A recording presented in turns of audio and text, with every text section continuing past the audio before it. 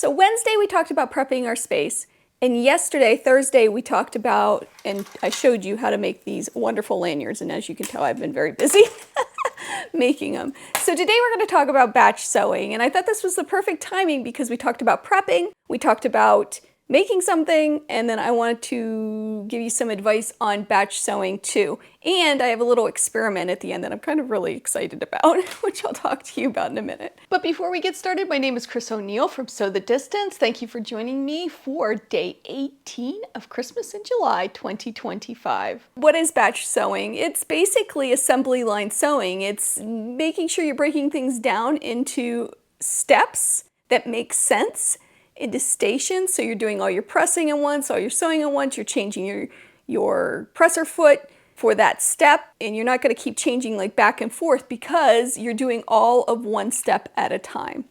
It's a really great way to make a lot of the same thing quickly, and you can do this with anything. You can do it with quilts, you can do it with table runners, table toppers, any of the projects we've worked on, and you can also do it with small projects. So if you even have like a Christmas bazaar, holiday bazaar coming up that you're selling things, anything like that, this is a great way to do it. But it's also a great way to get a whole bunch of small gifts done at once in the best amount of time. There's a few tips with this.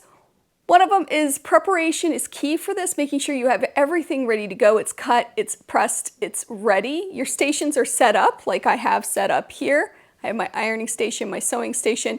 I have trays that have stuff on it. And I also have another tray with my supplies on it. So I'm ready to go. I'm also in the right mindset. I know the pattern. I know all of the information I need to make this. Another tip that you can use is to have a checklist of every step that you need to take. These are great because if you get interrupted for any reason, you'll know exactly where you were and you can save time. You could also use Post-its, washi tape, anything to make sure you know where you're at and you have everything organized. So preparation is so important if you want to run this factory, because it's kind of like a factory, efficiently. So earlier today, I timed myself making just one of these, and it took me around 11 minutes from beginning to end. Now again, that doesn't include prep time. I had everything set up from yesterday's video, but keep that number in mind, 11 minutes. I have since prepped a bunch of fabric that I'm going to be making 5 of these, and we're going to time it and see how long it takes me to make 5 of these using this method. Now this fabric was left over from a project that I made last year. I had the scraps, so I cut it down.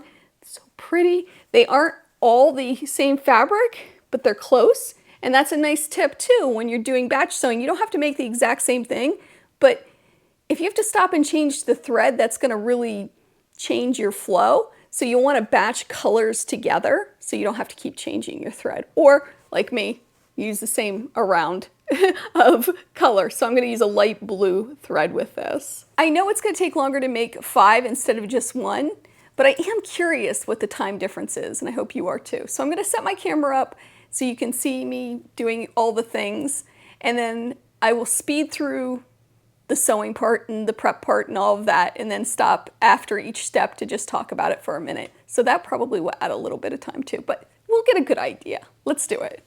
All right, I'm all set up and ready to go. I'm going to start by pressing all of these in half, and then I'm going to press them all in. I'm also going to set my timer. I almost forgot to set my timer. Okay, here we go.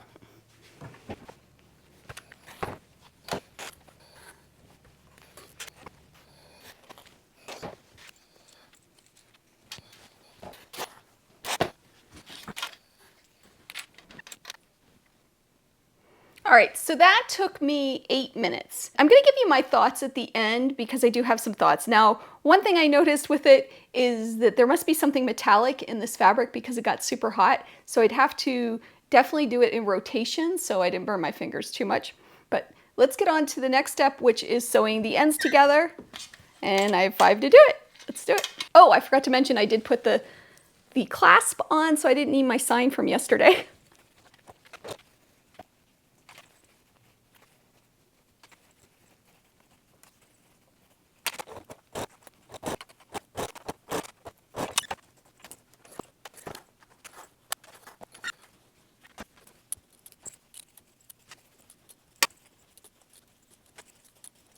Okay, phew. All right, so I have them in this state. Let's see what our time is like. We're at 19 minutes. I have to change my presser foot.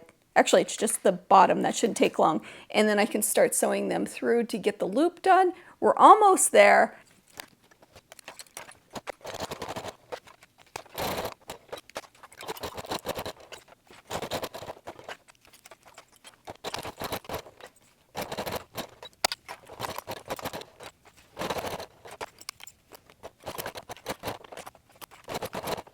Okay, so these are ready for the last step, and we are at 29 minutes 17 seconds. So I'm going to clean up a little here and change my presser foot and let the timer keep going.